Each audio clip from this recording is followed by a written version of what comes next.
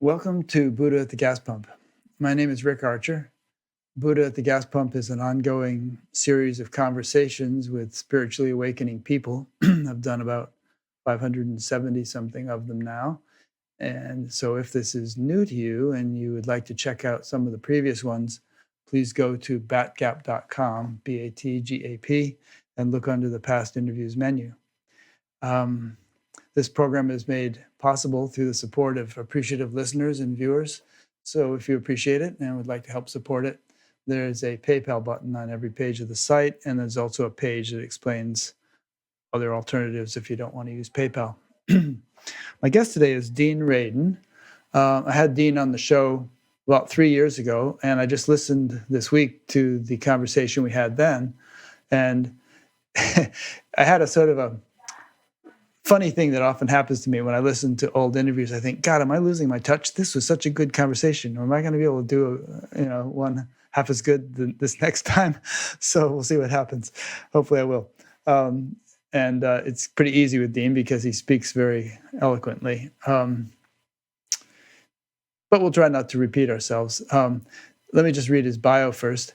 Dean is the chief scientist at the Institute of Noetic Sciences and a distinguished professor at the California Institute of Integral Studies. He earned a BS in electrical engineering, magna cum laude, with honors in physics, and then an MS in electrical engineering and a PhD in psychology from the University of Illinois, Urbana-Champaign. Before joining the research staff of the Institute of Noetic Sciences in 2001, Dean worked at AT&T Bell Labs, Princeton University, University of Edinburgh, and Stanford Research Institute International. He has given over 500 talks and interviews worldwide, and he is author and co-author of hundreds of scientific and popular articles, 4 dozen book chapters, 2 technical books, and 4 popular books, translated so far into 15 foreign languages. And those books are The Conscious Universe, 1997, Entangled Minds, 2006, Supernormal, 2013, which is, I think, the focus of our last conversation, and Real Magic, 2018, which I just read. And you said in that last interview, Dean, that you had envisioned a trilogy, and then this idea for the Real Magic came up, and Real Magic book, and we were wondering what the word for a 4-book set is, and I just looked it up. It's called a tetralogy. So there you go. You've written a tetralogy. So I thought it might be a good way to start to just sort of trace your thinking of over the last couple of decades, why you wrote these books, and in a nutshell, what is in them. And then we'll spend most of our time talking about the things that you write about in your latest book, Real Magic. Okay. So the 4 books will probably turn into 5, okay, and then 6. I'm going to have to figure out what words are. Yeah.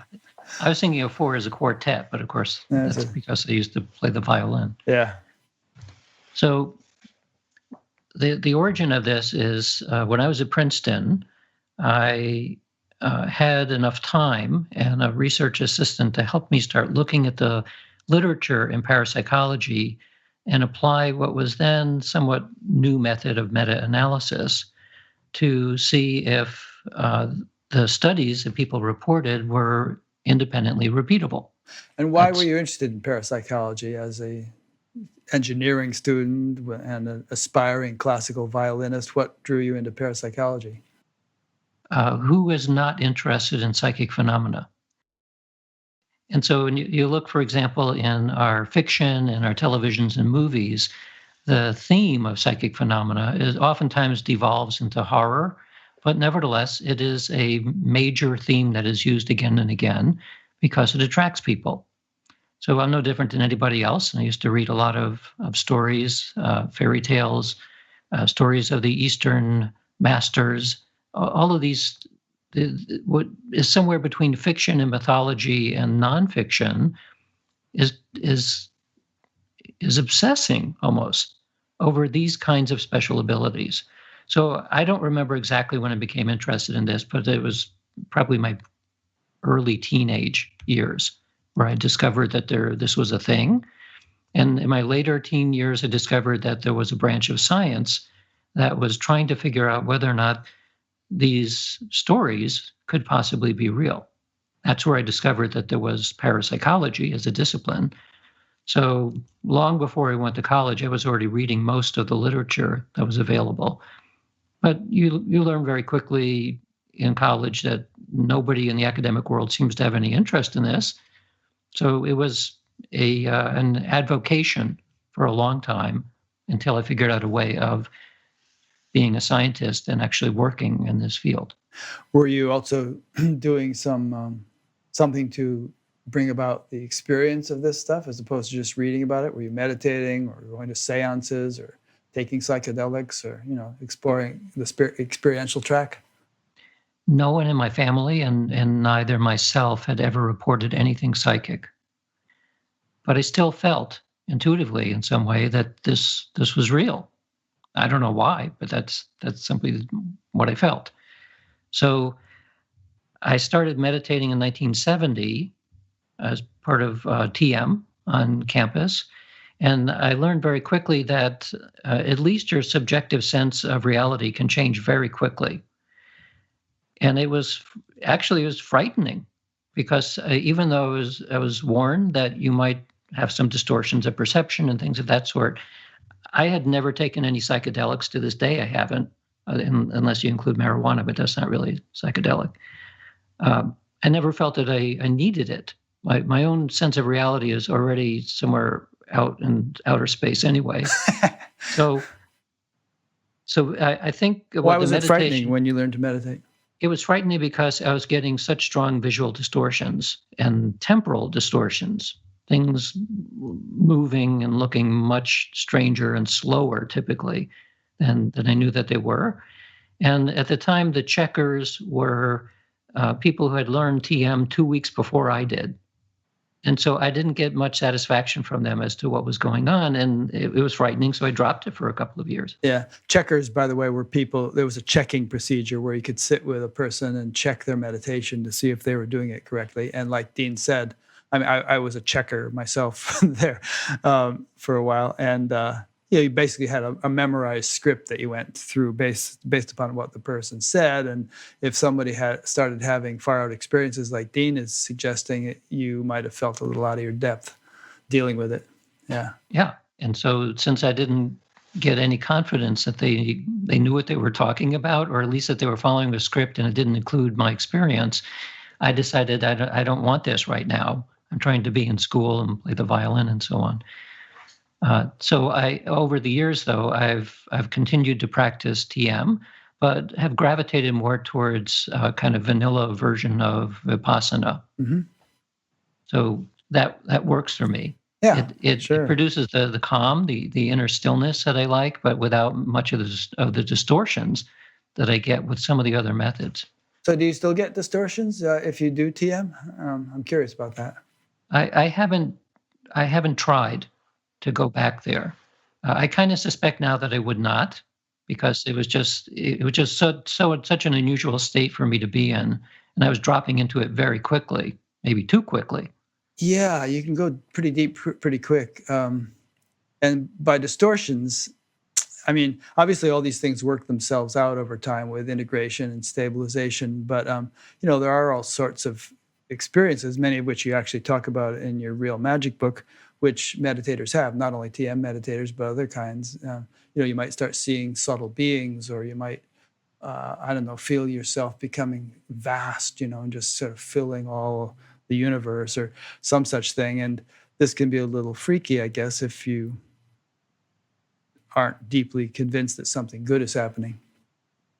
Or even told that this is a guidepost along the way. Yeah. All that somebody needed to say in retrospect was, "Oh, okay, these sorts of things happen for a while, and then it'll fade away, and you'll get past it." But the kinds of distortions I'm talking about are essentially that the world is breathing as I'm breathing. So if I'm walking down a corridor and I take an in-breath, I can see it expand and then contract along with my breathing, and that's not supposed to be the way that a corridor looks. And it was consistent enough that I could make it happen. And I decided I don't know what this is, but I don't like it too much. Yeah. And so I stopped. That's fascinating. I mean, there is that saying that, in unity consciousness, we see the world in terms of the self, but that usually means we see it as pure consciousness, its essential nature. It's not like we see it with a nose and eyes and, breathing and sweating or whatever. So that is interesting. Personally, I wouldn't, if I had been your checker, so to speak, back in those days, I don't think I would have been overly concerned. And I might have repeated a phrase that I heard Maharishi say 1,000 times, which is something good is happening.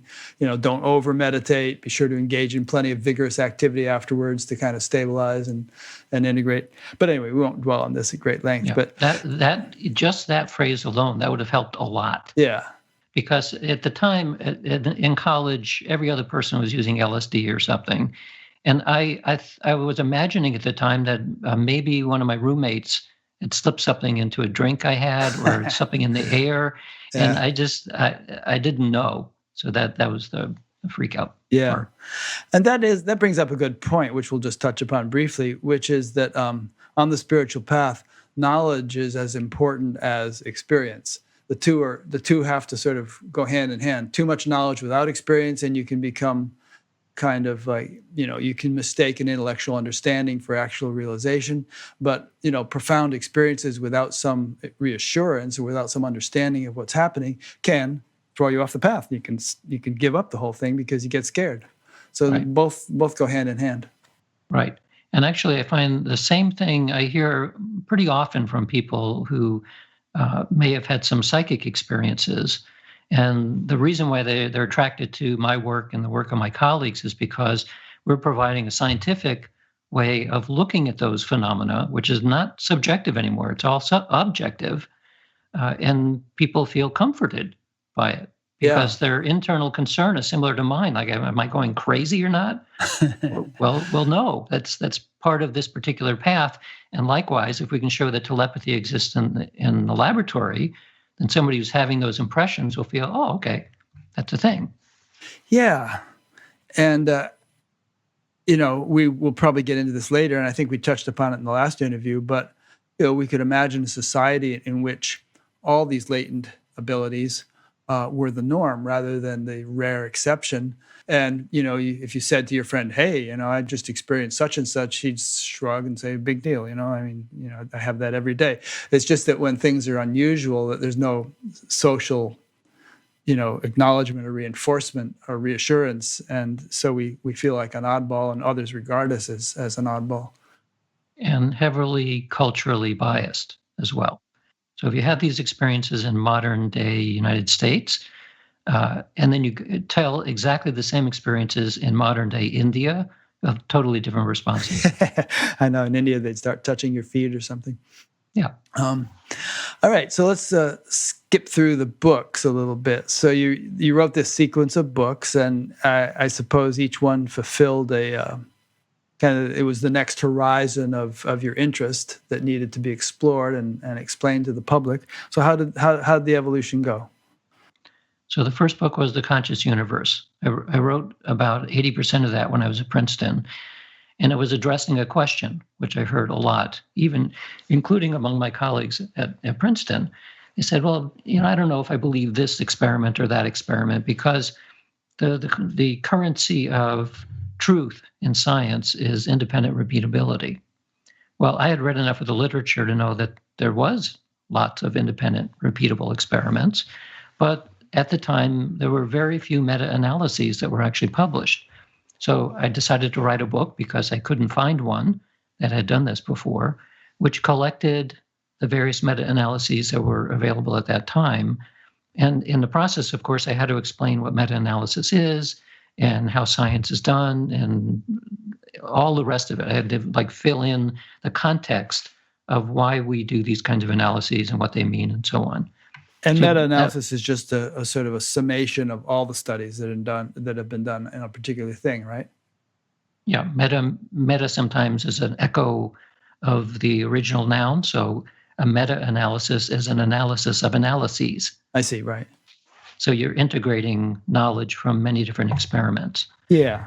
So if 100 studies have been done on Vipassana or something, a meta-analysis will congeal all the results of all those studies and see what the commonality is. Right. Yeah. And answer questions like, is this actually an effect? Is there a real effect going on? Is it independently repeatable? What is the quality of the studies? All of these kinds of issues. And meta-analysis over the past 20 years or so since I wrote that book has continued to become more and more sophisticated. So there's lots of methods that could be applied to this now, and my colleagues and I are continuing to do that. So that's the conscious universe, is basically presenting a case for evidence in the modern vein. And were you saying in that book that the universe is conscious? That is one of the implications that you come out with. It was not actually my choice for the title of the book. It was my editor's choice.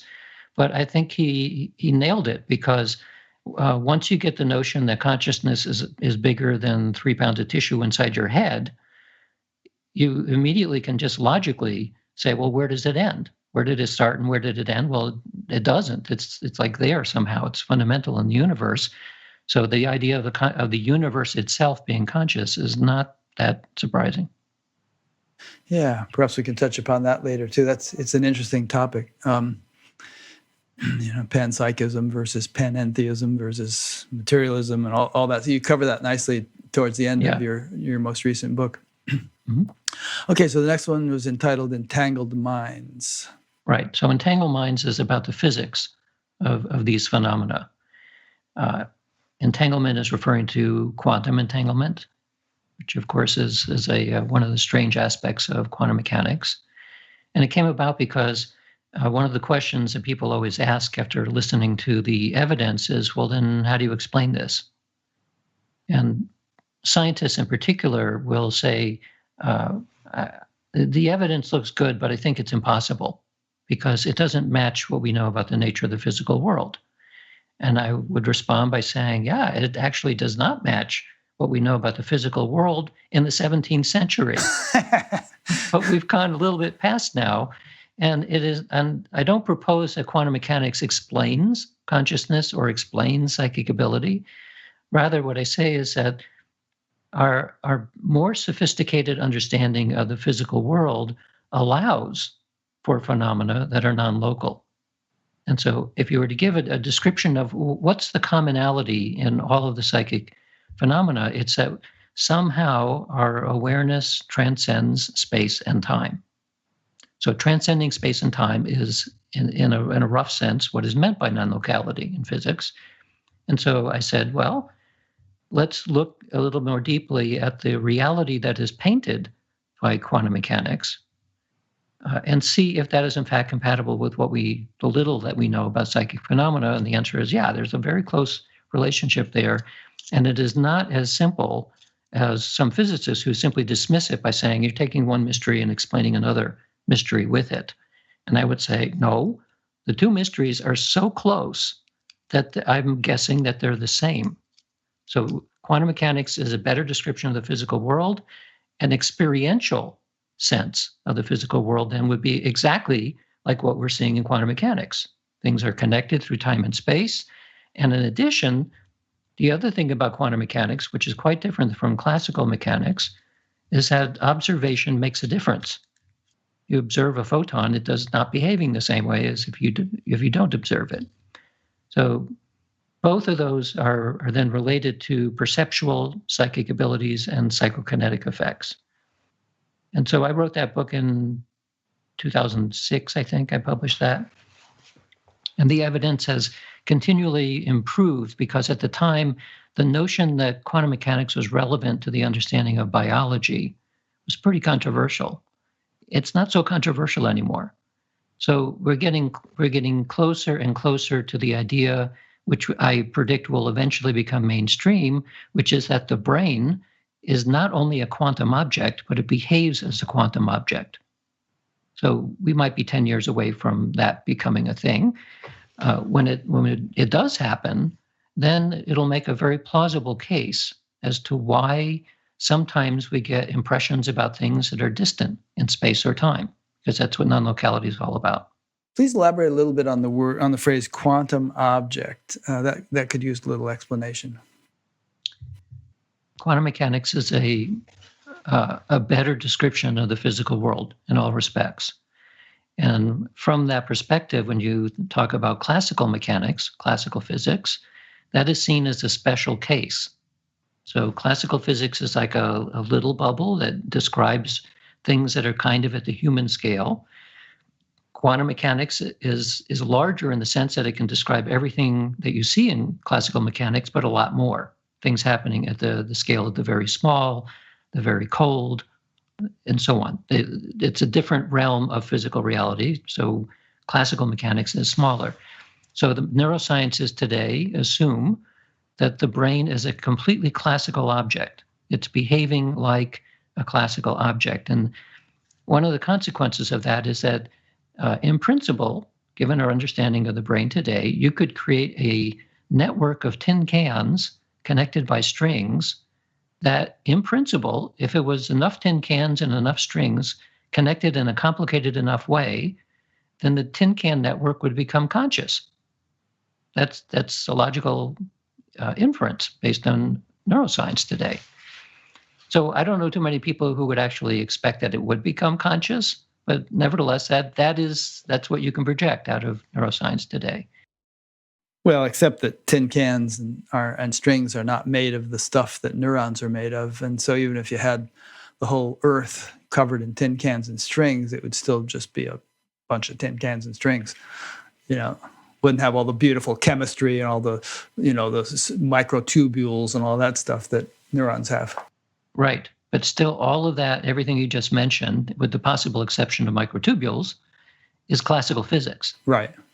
And so from a classical physics perspective, you're talking about like Tononi's vision of information. You combine information in certain ways and somehow it gives rise to consciousness. Well, you can do that. You can create an information network with tin cans and strings, in which case, if it was complex enough, then Tononi would say, and he's mainstream in this domain, it should give rise to consciousness. Or it may be a less comprehensive version of it would give rise to a little bit less consciousness. So maybe like what a mouse has. But we don't, I don't think many people would agree that would happen. So all they would say then is like yourself, you're saying you need a more complex biochemical reaction. It's still classical. So when you need to expand out into the realm, and the moment you do expand into the quantum mechanics, you're now looking at a world that is very different. It's holistic, it's connected non-locally, it has all kinds of structures involved with it, which are very different than classical mechanics. So when you say the brain is a quantum object, what you're saying, I think, is that the brain is capable of interfacing with the sort of the quantum field or a very subtle level of nature's mechanics. And I'll stop right there. Is that correct? No. A quantum object means that if our best description of physical reality is quantum mechanics, as it is today, then everything, any object at all, is better described in a quantum sense than as a classical sense. In many cases, though, if you had some kind of an object, so here's my iPhone, so this is a quantum object. It behaves in classical ways, except the electronics actually do require quantum mechanics to work. But the hunk of stuff is better described as quantum mechanical. It'd be extremely difficult to describe it that way. But given that it's our best theory about the way that the physical world works, it's a quantum object. The question, though, is if the brain is not only the brain, but the brain and body are all quantum objects, does it behave that way? That's the important question. And so that's why I brought up the idea of quantum biology, because up until maybe 10 to 15 years ago, the response to the notion that the brain would behave in a quantum way was dismissed, because the brain is too hot and is too wet, and you can't sustain quantum coherence for very long, and all those arguments. But with the rise of quantum biology, we see that actually living systems do sustain quantum mechanics, and it's even important in some things like photosynthesis. So the likelihood then that the brain, which has elements of it working down at the quantum scale, ions and microtubules and that sort of thing, the idea that it is not behaving in some way as a quantum object I think is no longer tenable. I think it actually does. And so what I'm building here then is a plausibility case for, if in historically speaking, our notion of what we mean by material is drastically changed, and it will continue to change. And at some point, what we are currently calling spiritual and words like that is going to merge with what we call physical, because our notions of it have so radically changed over time, and will continue to do so. Good. So we'll move on in a second, but so we could call this pen a quantum object too, I suppose, by the way you're Sure. using the word. Everything's a Yep. quantum object, which means that the reality of everything in the universe has its quantum mechanical level of functioning, and which is not too relevant if we're actually designing a pen or designing a bridge or something like that. There we want more chemical and Newtonian principles at play, right? But Right. but when it comes to the brain, the whole notion of quantum mechanics becomes extremely relevant because of the kinds of things you and I are going to be talking about today. The brain is able to allow or result in. Right.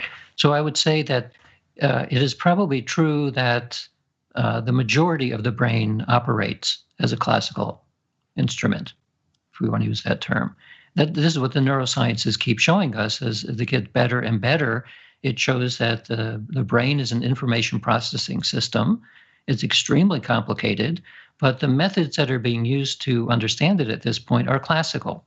We're showing connectomes, we're looking at genetic influences, all of that stuff. It works. We're not going to throw any of that away. The question is that all it is? And what I'm proposing is no, it actually does have some quantum elements to it. And it could be that those aspects of the physical brain itself, which are no longer particulate-like, they're more like quantum wave-like and wave potential, and it's that portion of the brain and the body which are not located here, right? So we're partially here and we're partially out there everywhere, both at the same time. Yeah, across the universe. If I were to define the brain as a kind of an interface, the way a radio is an interface with the electromagnetic field, but an interface with something deeper than the electromagnetic field, and also an interface with what we might call the cloud, to use the computer term, wherein a lot of our memories and experiences are stored in a non-physical space of some kind, which would account for remembering past lives. Somehow those impressions get carried over from one life to the next. Would you be comfortable with that explanation, and can you embellish upon it a bit? Yeah, I would be comfortable with that. The notion that all memory and experience is recorded somewhere, I guess it's not entirely Maybe not clear to me. all, but it's like with your computer, for instance. You can save a lot of stuff right on the computer, but you can also have it backed up to the cloud or put it on Google Drive or OneDrive or one of those things. And so it can be a both and kind of arrangement. But then who decides what goes where? Well, that's a good question. In the case of your computer, you decide whether you want to put it locally or back it up or share it or save it to the cloud. But in the case of the way our brain functions, maybe there's some kind of more cosmic mechanics at work that determine what gets stored in a non-physical space and what gets stored in our actual neurons, if that's what neurons actually do. Of course, they can't find memories in neurons. They wouldn't know they don't know how they're stored. But Right. yeah. So you mentioned cosmic mechanics. So we're currently at quantum mechanics. At some point, as we keep advancing our understanding of physicality, there'll be something maybe called cosmic mechanics, which will provide yet a greater expansion of our understanding. So we're still nowhere near there, or maybe we are. It could be right around the corner. It's a question I wouldn't know how to answer at this point. Could there be the equivalent of an Akashic record or something like that out there that is storing bits and pieces of experience, say? Yeah. And of course, there have been people around for thousands of years who would answer that question affirmatively, and based on their own experience. So it's not like we're discovering anything new here. But what you're trying to do is take this ancient esoteric wisdom and apply scientific principles to it, scientific experimentation, and bring it into the public understanding rather than some obscure esoteric realm. Right. And in the process of doing that, it becomes very limited. Right. So I can speculate all day about the Akashic record and how reincarnation works and all that. But I feel much more comfortable talking about things that we can test in the laboratory, because then you can kind of grab onto it and sort of shake it. Whereas for the rest of all of the big questions about metaphysics, I don't have any answer to that other than pure speculation. So I mean, I'm happy to speculate along with anybody else, but as I said, I feel more comfortable trying to do something with it. Yeah, good. All right, the third book, Supernormal. So after talking about the physics of this little bit, and people still asking then, well, I don't know, maybe it's quantum mechanics, maybe it isn't, but how else can we understand these kinds of phenomena? So I had to step back, and since I had read a lot about Eastern philosophy and some in Western philosophy, I decided to look at other worldviews that have dealt with the same kinds of phenomena, because it goes back to shamanism, and then it takes many different forms that we call esoteric. So I decided to tackle the Eastern esoteric traditions first, primarily through yoga, through the Yoga Sutras. Because the Yoga Sutras by Patanjali are particularly useful because his book on classical yoga talks specifically about the siddhis, about the special abilities that come about. And there's a pretty strong overlap then between elementary psychic abilities and the siddhis, the elementary siddhis. So this was then a book that I thought might appeal to people who are getting into yoga and meditation, because that's becoming something now. And yet many people doing it would perceive yoga in particular as a kind of spiritualized aerobics, that you stretch for enlightenment or something. And so I knew that from a classical perspective, the body side of yoga was important, but that really wasn't it. It was a lot more than that. So that's what was the motivation for writing that book. Yeah, sometimes the stretching bit is what gets people into it initially, and then they begin to wake up to, deeper possibilities. Yeah, what was also interesting to me, and is still true today, but to a lesser extent, is the resistance from some religious people who view stretching as the work of the devil. Which, I was just floored with that when I was starting to read about what some of the preachers were saying, we can't do yoga in the schools because stretching is the work of the devil. Well, they see it as a Trojan horse, that first they're going to show you these nice little yogic stretches, but then they're really going to introduce Hinduism to you once they've got you, got you in there. Yeah, no, I understand that argument, but it was just this notion of a slippery slope that, really? You touching your toes is opening a door to the devil. So anyway. All righty. Okay, so on that note, Real Magic, your most recent book. Let's get into that. How would you define the word magic in a nutshell? It's not Harry Potter, and it's not Harry Houdini. It's the other magic. So I define it in the book as an esoteric practice. And the analogy I use is that technology is to the scientific worldview as magic is to the esoteric worldview. It's an application of your view of reality. So it falls into three general classes. There's divination, which is perception through space and time. That's a magical practice. The stereotype is a woman looking at a crystal ball, but there's many, many different methods that are considered magical practice. The second category is force of will, which is the application of your intention to change something in the physical world. And in a larger sense, you can think of it as destiny engineering. You want to engineer the destiny that you will have It's like fate manipulation, those kinds of terms. And then the third category is theurgy, which is a Greek word that means spirits or spirit work, communicating with spirits and having them do things on your behalf if you're lucky, and having them eat you if you're not so lucky.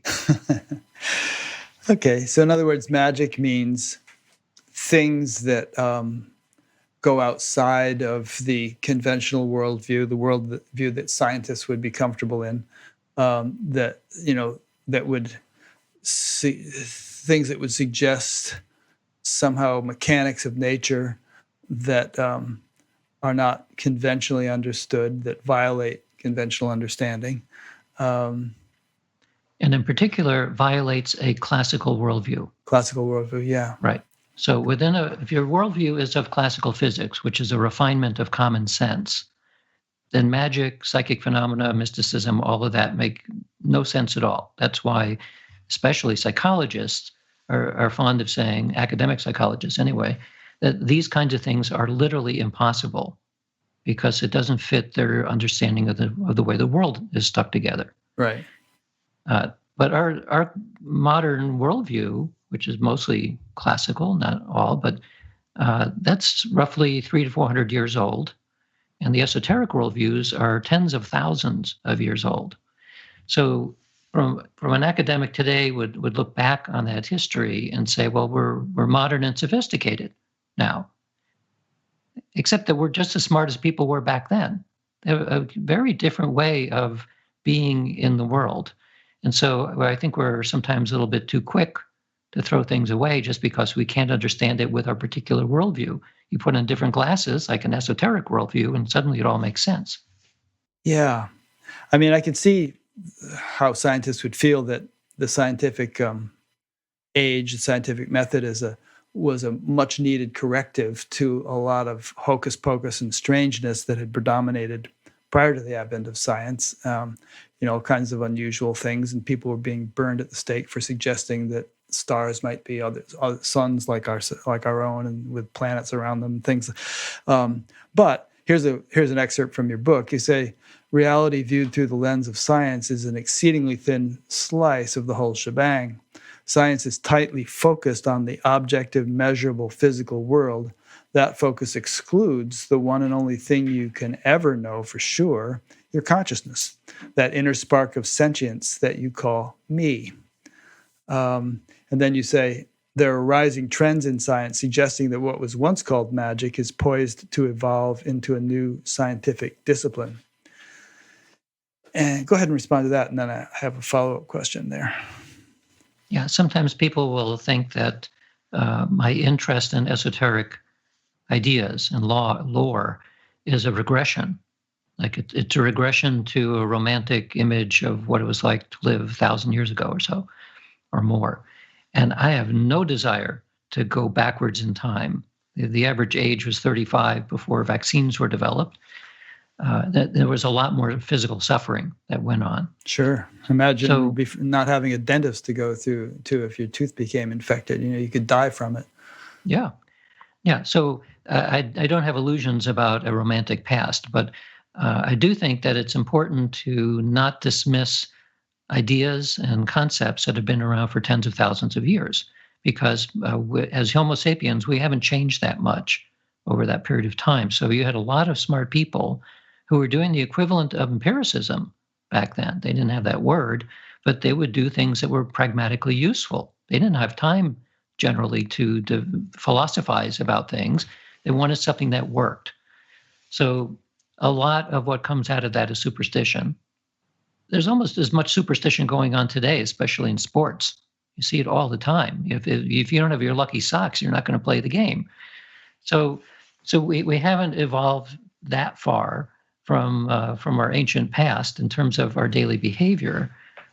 But on the other hand, the development of materialism as a way of understanding reality is so successful that it allows us to do interviews like this, and they work pretty good, and we could be on other sides of the world and still work just as well.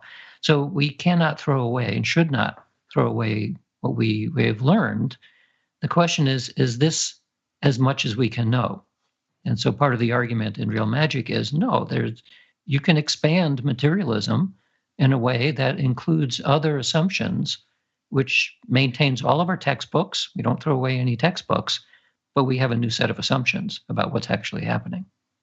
Yeah, it's interesting because the fruits of science are so demonstrable and so obvious. I mean, your iPhone that you just held up, or sending people to the moon, or this Skype conversation, and the YouTube that everybody's watching this on.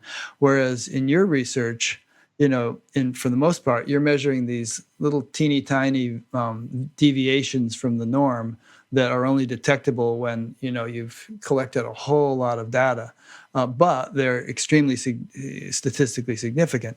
And so I guess people might wonder, well, how is this ever going to be anything more than a sort of an oddity, or an interesting anomaly? How can it have the kind of impact that technology has had? And Right. Go ahead and answer that, and I will continue. So somebody could ask the same question about the Large Hadron Collider. Yeah. Why do we spend $10 billion running experiments with trillions upon trillions of collisions in atoms that are breaking apart? Because we're trying to learn something about the nature of the world that we live in. And so they have huge data sets. They use statistics very heavily, and they're testing various models, and it costs a huge amount of money. So what do we get from the Higgs boson into something I could buy at Kmart? Well, it's going to take a while, right? I mean, we're so used to having things, new thing is showing up, and now you can buy it and have a new toy. No, it takes a long time to go from understanding the structure of reality into something which turns into a toy that you can play with. Mm. The other way of talking about this then is, if somebody had asked Benjamin Franklin, who was playing with sparks and flying a kite in an electrical storm, why were you even interested in that? Well, I doubt that Franklin had any idea that the world a few hundred years later would be running on gigawatt electrical networks, but you got to start somewhere. So the third thing that my answer to that is that when we do laboratory experiments, they're like any experiment that is done, it's an artificial construct. If we're studying telepathy in the laboratory, it has to be under the conditions that we're defining, so we can exclude frailties and fraud and flaws and all of that. And when you do that, you start chopping away the way that the experience manifests in the real world, and you squish it into something that you can capture in the laboratory. This is how all experiments work. So I would say that psychic phenomena, as they occur spontaneously to people in the real world, can be life transforming. They're big. In the laboratory, they get squished, and it's an artificial construct where I say, I want you to be psychic in this way right now, which, for example, like a precognition test, I want you to see this thing that's going to happen 5 seconds from now, not 200 years from now, and not backwards in time, not even the present, but this very specific thing. Well, it's astonishing then that people can do that. So how are you excluding the entire eternity to just get the thing that's five seconds in the future? Somehow we can do that. And so what I take from the lab studies, which it's true, they're generally pretty small magnitude effects. You need a lot of data, a lot of statistics, and so on. It's showing us what is real. And so from the what is real into the toy you buy at Kmart, that could be 100 years. It took 300 years, or I don't know, some number of centuries from Benjamin Franklin to today's modern networks, but with enough time and effort, we get there. Yeah. I can think of a fourth thing, which is that in many respects, the world is a mess. And, humanity's continuation is not assured. I mean, there are a number of climatologists who feel like we might go extinct in the coming century.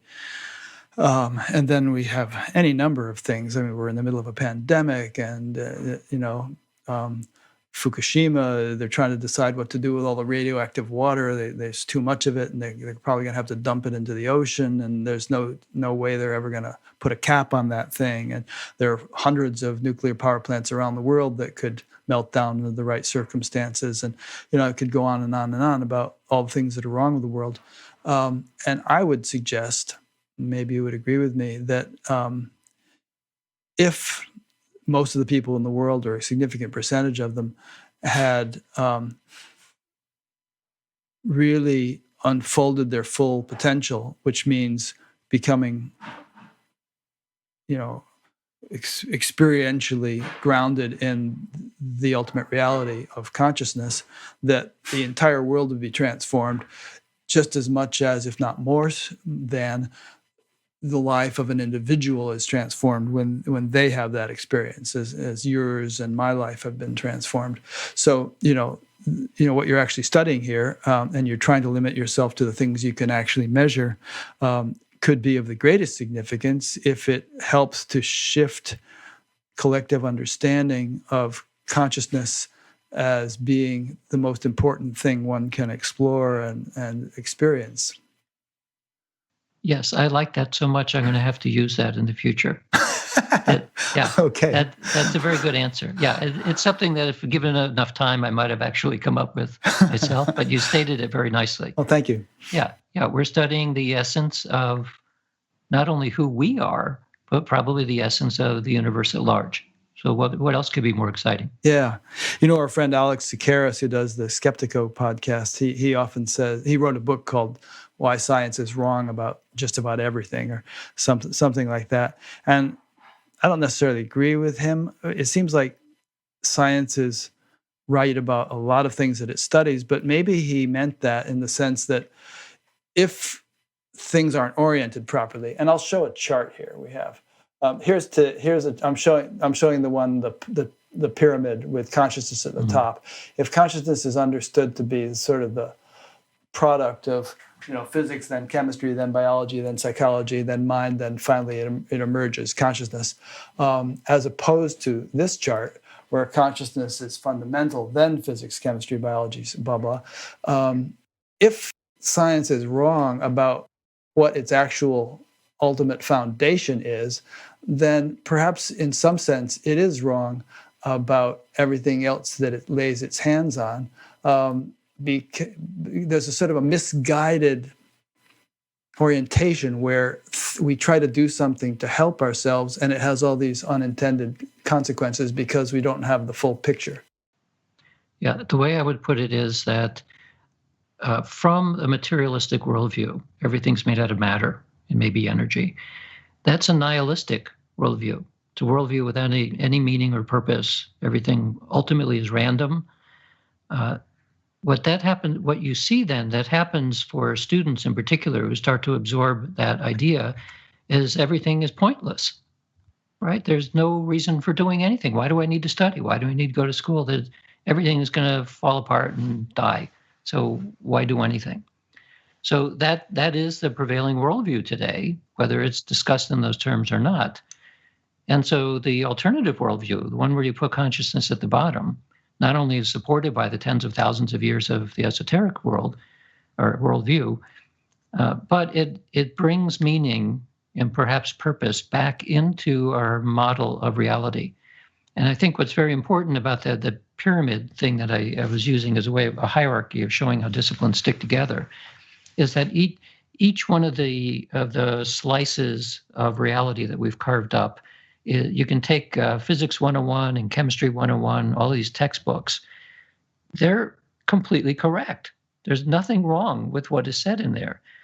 But they oftentimes will have an implicit assumption that this really does bubble up out of physics. And out of physics, that's the basis of everything, which is based on nothing, right? It's like purely random. So by putting this into not quite an idealistic viewpoint, but somewhere in that direction where you put consciousness as fundamental, what that says is materialism is a special case of a way of perceiving reality. It's a special case which is predicated on the physical world as we understand it right now.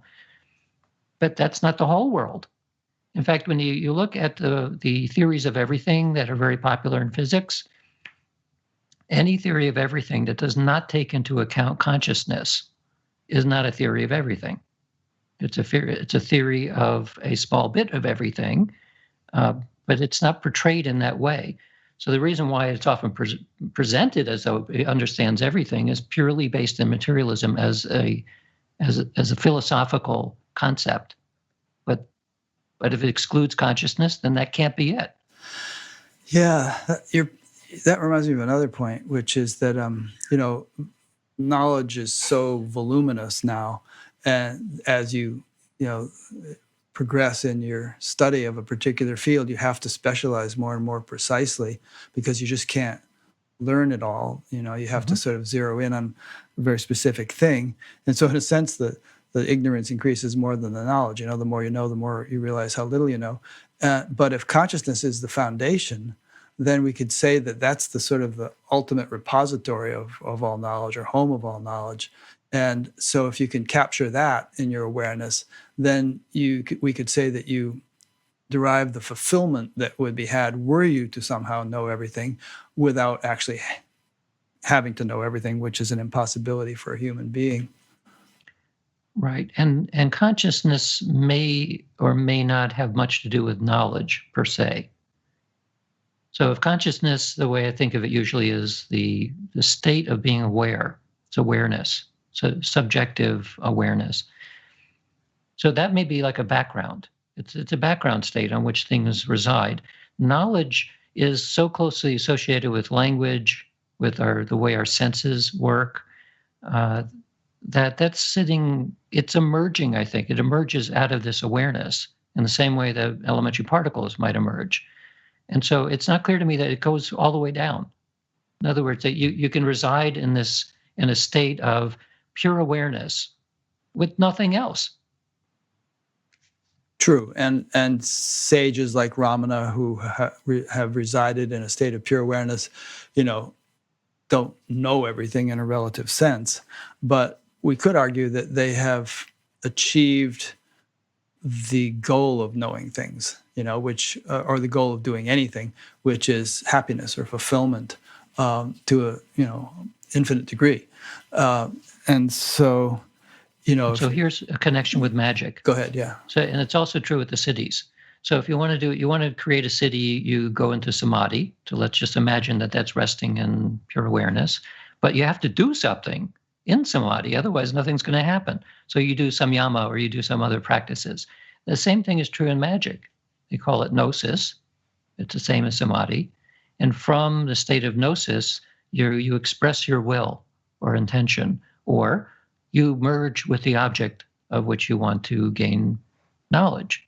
So if you want to gain knowledge about another person, you become the other person, which you can do from that state. You can't do it from an ordinary conscious awareness state.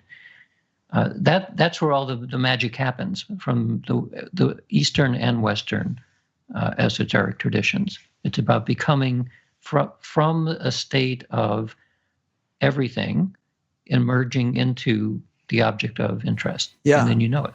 And according to Patanjali, you can know virtually anything when you are able to function that way. You can understand the language of animals. You can have knowledge of the cosmic regions. You can, have some sort of omniscience. And there's all kinds of different possibilities.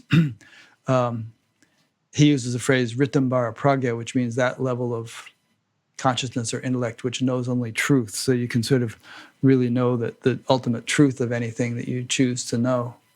Mm-hmm. Yeah, that would be useful for people in the media to have. Yeah. To have like one person, Wouldn't it, really? they always have commentators and everything. Well, let's have our guru commentator say, is this true or not true? And then they can tell us. It would make the job a lot easier at Snopes and PolitiFact and places like that. Yeah. Okay. A question came in. I think I can ask this without it throwing us off the track. This is Adam from Sweden. He asks, I have for a long time had the experience that I am nothing, capital N, but I am not really experiencing being everything, even though I understand this truth and have had glimpses of it. Any tips on how to experience this oneness instead of just the emptiness? I wish I knew how to respond to that, but all I will say is that as in my beginning of meditation and experiencing all kinds of weird things happening, if someone had told me at the time, similar to what you just said, or in response to that, that oh, that's interesting, that you'll eventually go through that, and so then you'll start experiencing other things. So I suspect that this is probably true in many cases. I've experienced something like the void in my own meditations, where it's just black and there's nothing going on. Initially, it was quite scary because you'd feel like you're dying or something, but you persist and then turned into something else. So the Yeah. nothingness became nothingness part one, and there's a bunch of other ones. Yeah, that's the answer I would have given. I would just say, keep on trucking. I don't know if that phrase is familiar in Sweden, but there's a Sanskrit thing they call it shunyavada, which means sort of an orientation of emptiness or nothingness. And that's kind of one flavor of the ultimate reality. But then there's also purnavada, which means fullness. And you can sort of get both flavors of it. But I believe that most sages we respect have evolved into more of the purnavada aspect, the fullness aspect. And Right. so, if you have an effective spiritual practice, Adam, keep at it. And, it ain't over. No, that's part of the beauty of it.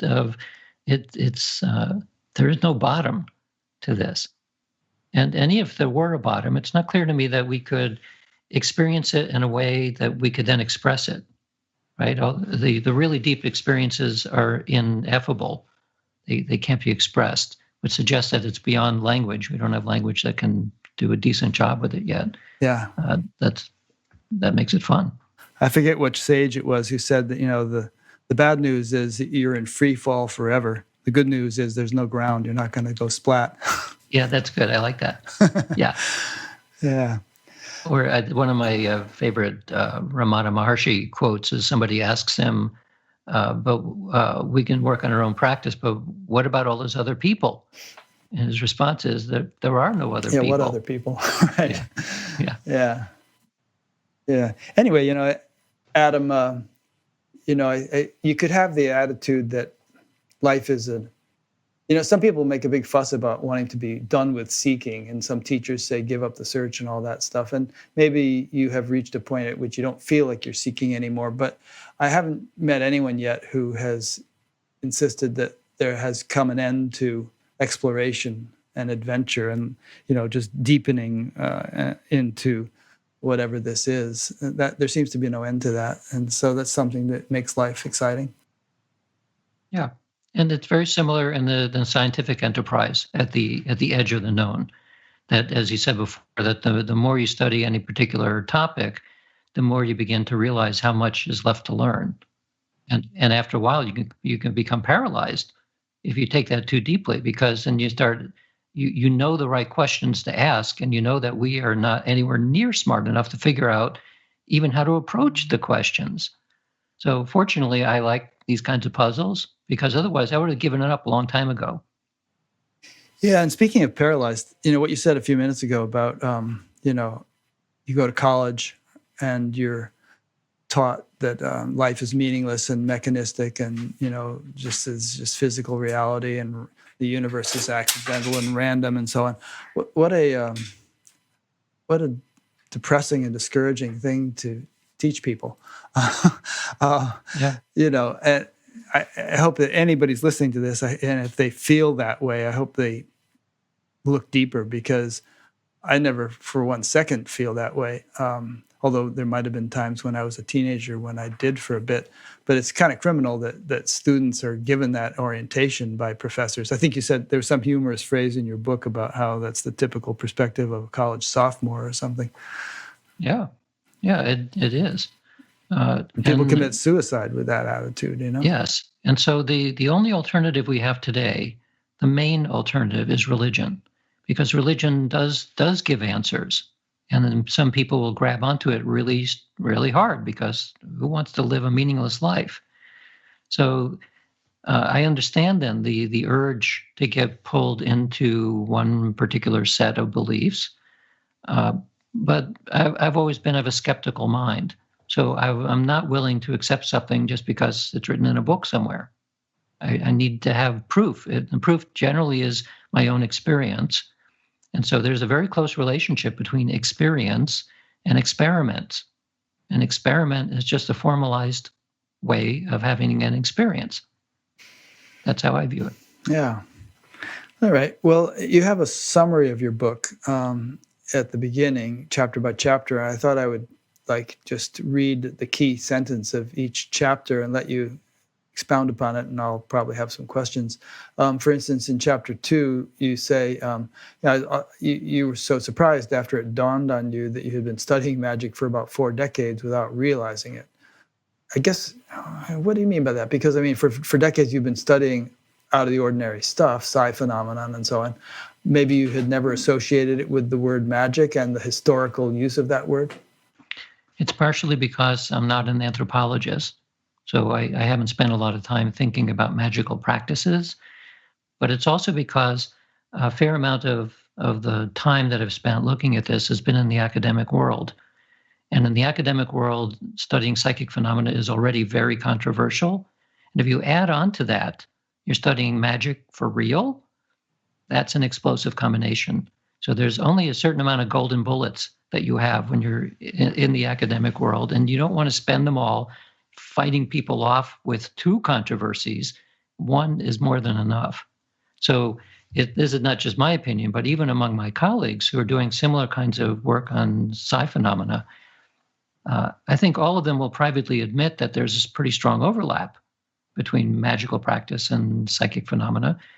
But we've collectively, most of us have agreed, we're not going to mix it, because there's a third arm here as well, which is UFOs, where it's even more explosive.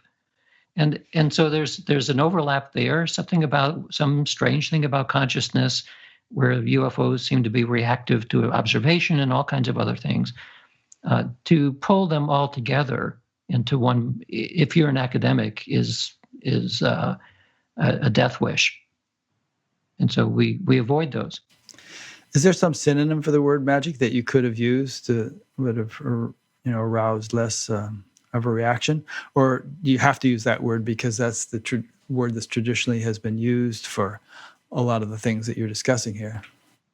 Well, I'm not in the academic world anymore, so I decided to use the word that describes exactly what it is. Okay, good. It is an esoteric practice, and it is magic. Yeah.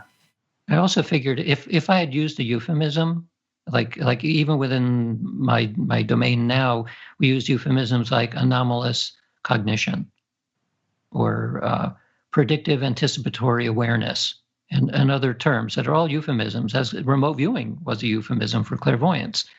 It's a way to get one beat ahead of somebody else's thought process. So it sounds like, that sounds like a science thing, and you kind of bypass, you're talking about psychic stuff? Well, so I decided I don't want to do that anymore. For one thing, I don't have to answer to anybody, and I'm old enough to not want to play that game. Yeah, and I don't think your editor would have let you entitle your book Real Predictive Anticipatory Awareness either. Probably not. Okay. And I just want to remind people that the reason this whole discussion is relevant to the whole notion of enlightenment and awakening and so on, which is the main theme of Batgap, is that, what Dean is doing and has been doing for a long time now is, one of the, I don't know how many people there are in the world, but you're one of the main ones who are actually producing data and getting it published, which gives some proof that materialistic paradigm does really not define the way the universe works, that there's something deeper going on. And that's what spirituality is all about, that consciousness is fundamental and that's our true nature. We want to realize that, and it will have an impact on the way we function in the world. And so anybody who's actually practicing any sort of real magic is demonstrating what I just said, that there's a deeper mechanics which human beings are able to tap into, and which defies the materialistic paradigm. At the same time, materialism is really, really good. Yeah, like you Right? said, it builds Yeah. bridges and it gets us to the moon, and Yeah. And so we're talking about a more comprehensive worldview yeah. where materialism is in the middle somewhere. And like we've said, not only should materialism not be threatened by what you're talking about here, it should be glad because it's going to be enriched. Right.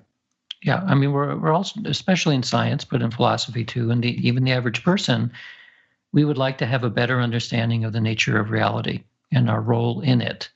So if it turns out that materialism is a special case of a worldview that is sort of human-centric, but the universe is a lot bigger than human, well, then I would think that would be of interest to everyone. Yeah.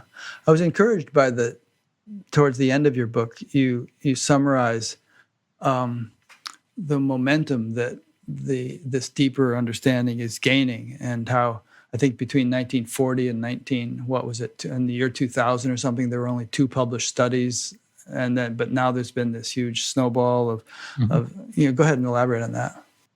Yeah, that was probably about the consciousness studies as a discipline. So 30 to 40 years ago, there might have been some conferences on consciousness, mostly by philosophers interested in the mind-body problem. There would have been maybe something from an Eastern philosophical perspective as well, but obscure. Like only academics would go to these things, and not very much was known about it then, or for the prior 3,000 years. So from then until now, probably sparked by the psychedelic revolution of the 60s, that started it, but it has continually progressed to the point now where you could have a conference on some aspect of consciousness every week around the world. And more importantly, there are now centers for consciousness study. You can be an academic and devote your career to aspects of it, mostly in the neurosciences, but not exclusively. And that shows that within the academic world, which is, of course, already a tiny little bubble, but that bubble is nominally trying to push our understanding of who and what we are in a broad sense. Consciousness is now acceptable as a topic. Even when I went to Princeton in the early 1980s, I mentioned to one of my uncles who knew that I was going there, he's saying, "Oh, what are you going to study there?" Well, I'm going to be part of a project that is studying the nature of consciousness. He could not understand what I meant. It was this notion that for many people, consciousness is so close to your face that it's like a fish trying to understand water, and it doesn't even arise as something that is even studyable. So I had to take a while to figure out how to explain to my uncle what it was that I was doing, and I'm not sure I ever succeeded on that. Well, I mean, in a way, he has a point, or there is a point, which is that consciousness is not an object, and everything that science studies generally involves the perceiver and the mechanics of perception, and then the object of perception. But you can't do that with consciousness because you are it. Because you can't stand apart from yourself to observe yourself. So what you're really studying are the sort of artifacts or effects of people using their consciousness in a certain way, or using their subtler aptitudes or abilities in a certain way. I wouldn't say that you or anyone is studying consciousness itself. Right. The way we put it as studying the capacities of consciousness. That's what we study. And so from those capacities, we begin to get a sense, not exactly what awareness is. I mean, it's a little bit like asking, how is it that an electron has a charge on it? We don't know. We know we have descriptions of it. We kind of know how it works. We don't fundamentally know what it is. In fact, when you're in a fundamental sense, anything you ask about, why is it this way and not that way? In most cases, we have no idea. And this is part of what happens when, I consider myself a generalist when it comes to science and scholarship. So I know little bits about lots of different topics.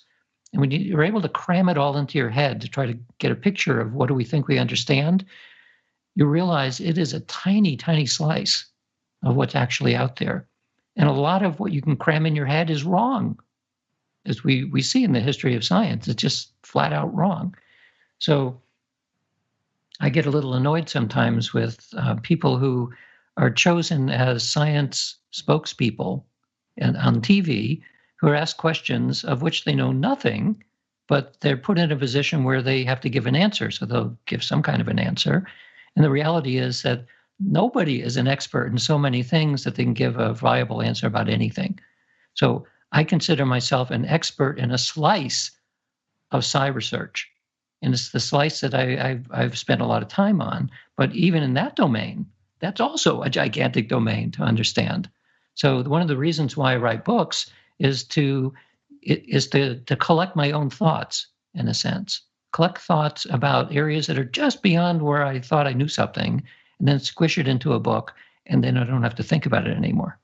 Yeah, I remember an interview in which Sam Harris asked astronomer Neil deGrasse Tyson some question about genetic engineering. And Tyson said, "Oh, we've been doing genetic engineering for thousands of years." And of course, he meant like selective breeding and that kind of thing. But that's not genetic engineering. That's not tinkering with the genome or Right. with the DNA or something. So there's a good example of what you just said. And the two of them were also batting back and forth notions about atheism and the insentience and mechanistic nature of the universe, which I thought was ludicrous. So I mean, here are these super smart guys, that everybody respects, talking drivel, really. I mean, if you have a deeper perspective on things. So what I like to say, what I would like to say for many questions that I get on interviews is, I don't know. And I don't know anybody who knows. But that doesn't go over very well after the 15th time you say that. So I try to give the best answer that I know at the time, but internally I'm having a sensor saying, "Oh, really? Really believe that?" And your opinions haven't changed over time. So You can say that. I won't be upset if you say that. okay. In fact, it's good to remind oneself of that because, we can sound a little smug about how wise we are with our deeper understanding of consciousness and all that, but, we're still, very much, Was it Newton who described his whole life as being a boy on the shore picking up shells in the Yeah. face of reality? Yeah. That's how I feel most of the time. Yeah. And Einstein talking about the sense of, not losing the sense of awe and wonder, when you look out upon the vastness of the universe and contemplate its mysteries and so on. So, many scientists have been mystics, whether they knew it or not. Right. Yeah. Yep. Okay. So in the next chapter, you entitled Magical Potpourri, potpourri of magical topics from popular culture to the scholarly study of magic, why magic is both terrific and terrifying. Maybe you can elaborate on that. The continuing horrors of witch hunts, and why we can't help but engage in magical thinking. Let's talk about those things. Well, that chapter could have turned into individual chapters on each one of those topics, but it didn't. I had a limit of 200 pages for the whole thing. It was basically trying to describe why people are drawn to concepts of magic. And the easy way to see that, I think I mentioned in that chapter about the amount of money that is made on fiction in books and television and movies. It's gigantic. Harry Potter, for example, being one of the most purchased books in history, competing with the Bible, and at the same time, one of the most banned books in history. So it's showing that people are attracted to it, sometimes positively and sometimes negatively. And an adult would then say, an adult who has lost their child inside would say that it's childish. It's fantasy and wish fulfillment and all that, of which some of it is, sure. But then the question is, just as with mythology, is mythology just purely fiction, or is it trying to tell us something? Well, I'm in the camp with Joseph Campbell on this. Mythology is a pre-scientific way of describing something which is real. And so the mythology that we see in comic books and movies and so on, that is telling us something about our actual capacities. Of course, it's embellished because it's fiction, but it's real at the same time. So I think for an adult to forget that, or worse, to deny it, is just kind of sad. Yeah, I think we have a yearning to realize those capacities, realize those potentials, and that's why we're interested in that stuff. Perhaps in the way that romance novels are popular. You know, people yearn for the ideal romance, and they're not having one, so they read these novels. You know, so that there's all kinds of unfulfilled things about us, and Right. one of them is, you know, like you say, just that we realize that life is a lot more magical than the humdrum reality that most of us function in, and you know, we want to actualize that. And so one thing that didn't make it into that book, because we've only recently completed it, is a question that comes up sometimes from people who are just viciously skeptical about all these things. They've never had such an experience. They don't know anybody who's had an experience like this. They then view it as some kind of pathological wish fulfillment, that sort of thing. And yet then there's the other half of the population, actually more than half, who do have experiences like this, spontaneously, synchronicities, things happen. So a project that we've been running now, it's called SciGenes. We're looking at the genetic basis for people gravitating towards what I would call psi-blind versus people who are psi-open. They just have these experiences. And genetics have come to the point now where fairly subtle aspects of being human are being explained to some degree by your genetic predispositions. So, including intelligence, for example, two kinds of intelligence, not your IQ, but whether you tend towards crystalline intelligence or fluid intelligence. So, crystalline is somebody who is really, really good with numbers and specifics, whereas fluid intelligence is more creative. There's just as a direction on a spectrum. Turns out that there's constellations of genes, hundreds of them, which make up networks which are pointing in one direction or the other. So that provides a genetic predisposition to float in one direction or the other. The same appears to be true with psychic phenomena. And so we have identified a genetic sequence on chromosome 7 of DNA, which was the opposite of what we thought originally. We originally thought there's some special gene that makes people psychic superstars, and we'll find what that is. And so we got people who are psychic from psychic families and controls who are not psychic from non-psychic families, and did a standard case control study, which is what you do with genetics. So we found this difference between the two, but the difference was that it looks like most people who are, quote, average, normal average people, they have capacity or psychic ability. It's these other people, still a pretty large proportion of the population, we think, maybe 40%, we don't know exactly, who don't have this particular gene. And by not having it, their capacity for having these kinds of experiences is much, much lower than the average person. So this is kind of backwards, because we're basically saying it looks like everyone can have these experiences except this group of maybe 40% who end up being extremely skeptical because it's not part of their experience and they don't know how to make it part of their experience. And so one of the people working with us is a specialist in sociogenetics, which was a discipline I didn't even know existed until he started working with us. And what it's about is looking at the genes of a population and how that orients a population towards certain kinds of beliefs and certain predilections. So he did this analysis and found a very strong correlation between and this is a negative correlation. We were originally saying, well, maybe the Druids have, that portion of northern Scotland or Ireland, maybe they have more psychic ability because they have legends about such things. We found the opposite. We found a place that has a deficit of people with psychic talent. And from a socioeconomic or a socio-historical perspective, it turns out to be Christianity. And so we're thinking this is Holy Roman Empire plus or minus a couple of countries over time. There's a deficit of this particular genotype, basically. So you mean the geographic birthplace of Christianity? You don't mean Christians around the world in general?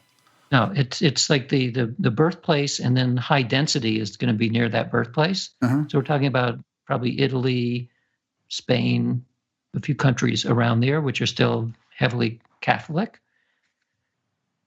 There's a deficit of this gene, of this sequence. And so in thinking about that, we were trying to figure out, to get rid of a gene in a population, first of all, takes many generations, but also something has to happen. I mean, evolution does things because there's a need. The need could be that the environment changes, or it could be endless wars. It could be all kinds of things.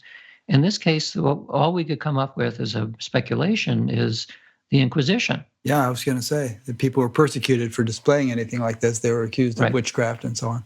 And so those genes were not passed along. Interesting. So that this is the speculation at this point, except that the correlation is pretty strong. And so, which was surprising that we found anything, and even more surprising that we will need to do many more studies to confirm it.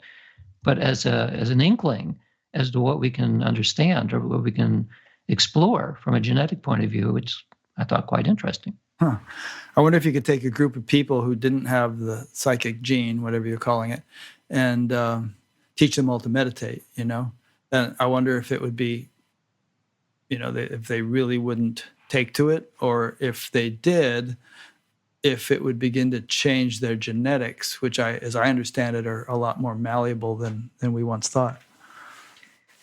Well, the genes, or give them psilocybin DNA, or something if you don't want to wait for meditation to kick in. Right. So it's unlikely that this one particular sequence, which is an RNA, it's not part of DNA, it's an RNA sequence. So it's probably involved in the expression of epigenetics. It's like a switch. You can turn the switch on or off. So people who have that particular sequence in them, they could switch on and go in that direction. They can become psychic. I think those people will respond to meditation or psychedelics. It'll open that door. For people who don't have the sequence, there may be lots of other sequences that we haven't found yet that would do something similar to that. We don't know yet. But the likelihood that there are biomarkers that we weren't able to detect 30 years ago because we didn't have the technology yet, I think there are many biomarkers, including regions in the brain, genetics, a whole bunch of other things that and you're right, that through practice of meditation, the shape of your brain changes. The connectome changes. All sorts of things change as a result, and it might actually open a door for somebody who otherwise it's not part of their experience at all. So I do know somebody, just talking to them the other day, who said that for the most of their adult life, they were absolutely hardcore materialists. They didn't believe in any of this stuff. They would never be attracted to meditation. They started taking psychedelics, a complete flip-flop, totally changed from a materialist to an idealist, and I was completely open to all of this because they got pushed. And it may be that some people would need to be pushed hard, whereas for others like myself, I kind of always knew that all of this stuff was real without knowing how I knew it. Yeah, I remember Carlos Castaneda's teacher saying that, he needed psychedelics because Carlos was such a dunderhead. And, but once he had kind of broken through, then he said, don't do them anymore because it's going to have a negative effect. But it can definitely give you a kick in the pants. Yeah, as a good meditation teacher can do too. Yeah. Right. Especially somebody who knows about Shaktipat and can really do it, they can push you as well. Yeah, a lot of things can do it. This thing we were talking about a few minutes ago about how there seems to be, snowballing interest in this kind of thing, and in research that suggests that materialism is being overturned, and that your kind of research. I wonder if we're seeing the beginnings of a significant transformation in society. Because as you know, trace it back anytime the previous century, from the 40s to the 50s, the 60s to the 70s, there's been, such a huge change in so many things, social things and technological things and so on. So I wonder if we're on the cusp of a shift like that in our understanding of consciousness and our experience of it, and our our facility with the kinds of abilities that you're discussing here. I hope so. Whether we are or not, there's two ways to think about that kind of societal shift. It could be fluid, where it takes generations and slowly moves, or it could be more fractal, and we come to a bifurcation point and then there's a break. Well, if the climate scientists and other people paying attention to the world are right, then we might have 10 to 20 years before we reach a bifurcation point, and it either goes all completely downhill or something else happens, and we have the Arthur C. Clarke book, Childhood's End, occur. What did he say there? Well, the childhood's end was children are being born who are very different than their parents, and who have a vast array of psychic abilities and are much more intelligent and have kind of a hive mind, all these kinds of things, science fiction. The childhood end is talking about an evolutionary jump in Homo sapiens. You look at Homo sapiens as a species, we're still pretty much adolescent.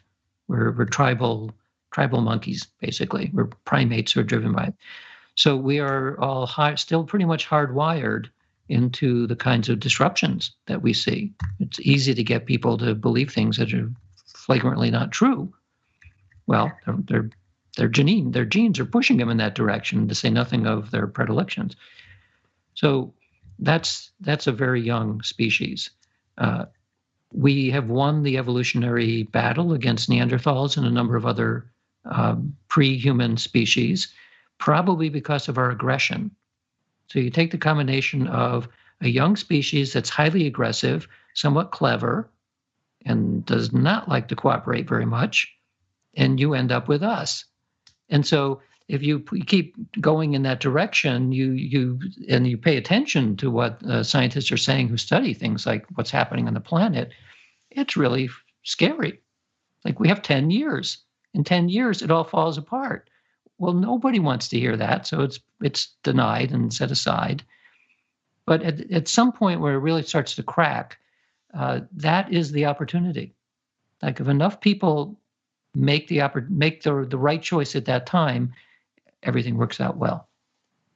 Yeah, I'd like to think, maybe it's optimism, but I'd like to think that the upwelling of consciousness and interest in all these types of things is in direct response to the crisis that is, coming down on us, and that hopefully it may well be.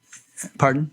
It may well be, yes. Yeah, and that hopefully it will be, one of those nick of time kind of things where enough, which is interesting because in a lot of stories like The Lord of the Rings and so on, things just happen in the nick of time, Things just kind of work out, and Frodo manages to get to the pit of fire, and Gollum bites his finger off and the ring goes in, and then boom, things change. Mm-hmm. So it's sort of like nature doesn't often, well, I'm switching back to the real world, but often we don't get a lot of padding in terms of getting everything neat and tidy and resolved way ahead of time. It's just sort of nick of time. Yeah, it doesn't make for a good story. Yeah. Right. So I have friends of mine who are religious scholars mm-hmm. of religion, thinking of Jeff Kripal in particular. Right, I've interviewed him. Yeah. So his notion is that we're writing our story.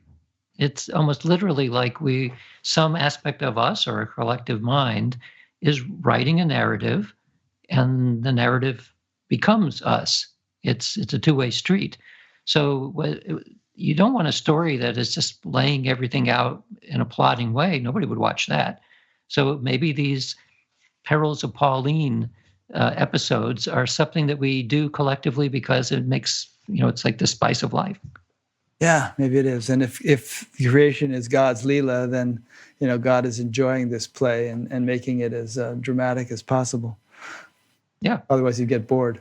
Yeah, you get bored. If it's too predictable, then why do I need to watch this? Yeah. Here's a question that came in that might take us in a slightly different direction, but we've actually been alluding to some of the things in this question.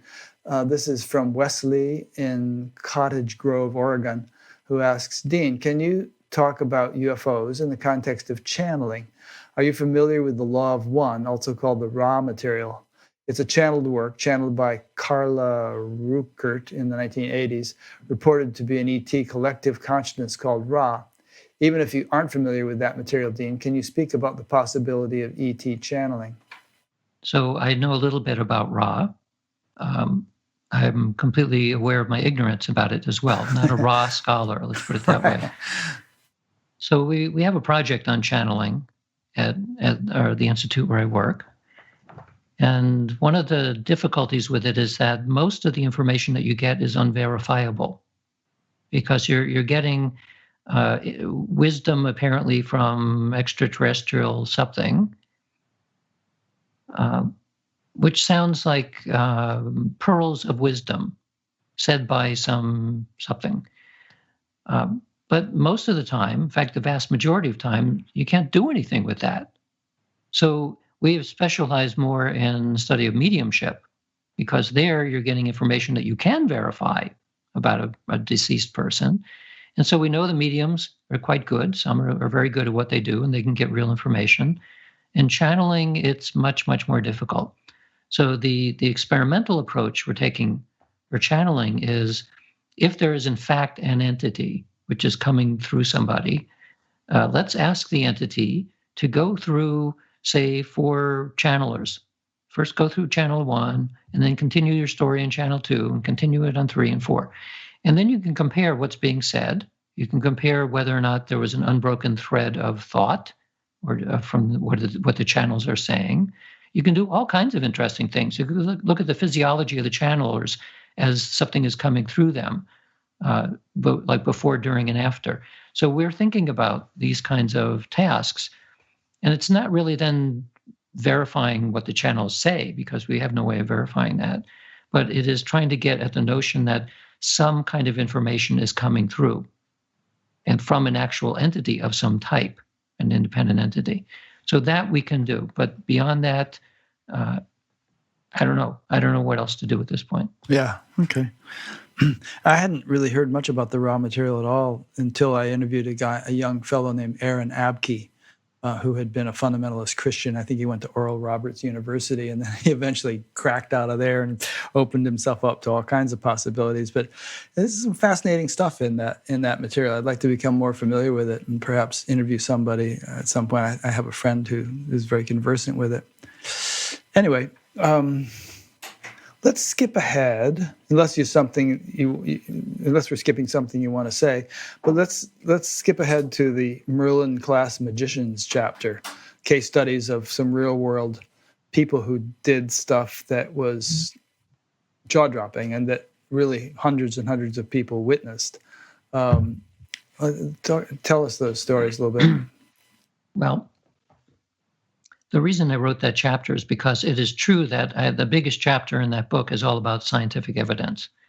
And it's talking about experiments that have been done which are addressing part of the magical practices, things like how you use your intention and the role of attention and that sort of thing. And the results are statistically highly significant, but they're pretty small effects. So you ask the question then, well, does this stuff scale up into the world at large? So the examples I gave, one was St. Joseph, and another was D.D. Home, and then a more contemporary guy.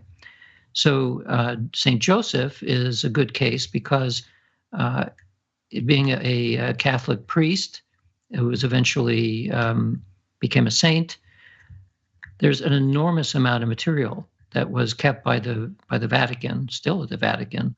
All of the original interviews with witnesses who were describing what he did. When you start having hundreds to thousands of witnesses, even a long time ago, the people involved in being the devil's advocate, which were part of the process that somebody would have to go through in order to become a saint, they took their jobs very seriously because they didn't want to accidentally make somebody a saint who wasn't. So They interviewed lots and lots of lay people who saw him levitate, royalty, kings, princes, a very wide range of people who saw these kinds of remarkable things. What he was mainly known for was levitation, but he also had other skills, psychic skills. And he was very lucky that he was not caught. He was caught by the Inquisition a number of times, but he got out of it. Why he got out of it is almost as miraculous as levitation, because the kinds of things he was doing is very close to our concept of what magic is about. So that was still quite a while ago. More contemporary version is D.D. Home, which is spelled like Let me just Hume. interject here for a second. Christ said, all these marvelous things that I do, you shall do even greater things. And, he explicitly taught that what the siddhis that he was performing were not unique to him, and that other people should be capable of them. And so it's kind of ironic that the church has given people such a hard time if they began to display such things. But I think it's an indication of the deviation from Christ's essential teaching, in which we're all thought to be sinners at our core, whereas Christ, I think, taught that we're all divine at our core. If you're a sinner at your core, then why should you be able to levitate? It must be the devil or something. But if you're divine, then you're just accessing or utilizing, deeper laws of nature.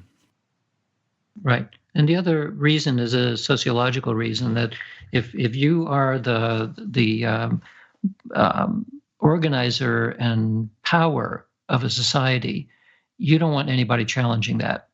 And so if you have somebody out there as a miracle man, the people will very quickly start following that person, and they won't follow you. So you have two choices. You either kill them or you make them a saint. Because if the person is a saint, they're still within the body of the thing that you are, and then it's okay. If they're outside of that, that is not acceptable. That is a lot what was going on with the Inquisition. Of course, a lot of other people got caught up in the Inquisition for no good reason, but it was largely a social control program. So I think early on we mentioned about witch hunts today, and there are countries in the world where people are still stoned as witches. And again, maybe they have some talents, but in many cases, they're just people who somebody else wants to get rid of, which is a pity. So, you were about to mention the second guy. Yeah, D.D. Home. So D.D. Home was in the heyday of spiritualism, and in particular physical spiritualism or physical mediumship, where the fun of the day was things like table tipping and table levitation and spirit voices and that sort of thing. So what's different about him, as you could imagine, there was money to be made by putting on these shows. So there are lots of people who are doing fake shows, mediumship shows, because there weren't movies and there was no television. So this was something that people would go to just for entertainment, and maybe entertainment with a slight thrill to it, because maybe there really were spirits. So people like Houdini and others spent quite a bit of time tracking down these fake mediums who were putting on shows and were completely fraudulent. This overlay then that psychics or mediums are frauds comes us to the present day. This is why skeptics will say the whole thing is fraudulent. Well, no, there are some people posing as frauds, but that doesn't mean they're all frauds. And in particular, D.D. Home, even as a young man, was showing these special talents, and he eventually did thousands of shows, physical mediumship shows with very large tables that were levitated, not in complete darkness, but in light, witnessed by all kinds of people, including skeptics of the day and royalty and everybody else. And more importantly, by magicians, stage magicians, who wanted to know how he did his tricks. And so after thousands of people watching him over many decades, there was never anybody who figured out how he did it as a trick. And of course, he said, this is not a trick. This is for real. So I mentioned in my book, Real Magic, then, that one of the best biographies that I've read about this was published by a performing magician, who also happens to be a scholar, who wrote his biography about D.D. Home. And he gets to the end of the book and he said, well, what do I think about this? Since I'm a magician, a professional stage magician, I know how to do illusions and so on. And his answer is, he has no idea. It is everything we can look at in terms of the historical record, of which there's quite a bit, says this guy was for real. He was never caught in any kind of fraud. It sounds impossible. And yet it's a Merlin level person. I wish we had the DNA of these people, because I suspect it would teach us a lot about why they're different. I wish we had some people today who were able to do that kind of thing, like a St. Joseph of Cupertino and so on. I think we probably do. Yeah. That the difference today, though, is that there's no Inquisition per se, but if somebody had that ability and decided to go public on YouTube, nobody would believe it, because we have deep fake movies and you can't tell who's what anymore. So most people wouldn't believe it. For people who did believe it, or maybe they witnessed it firsthand, some of them would drop it immediately and just deny that they even saw it because it's too freakish.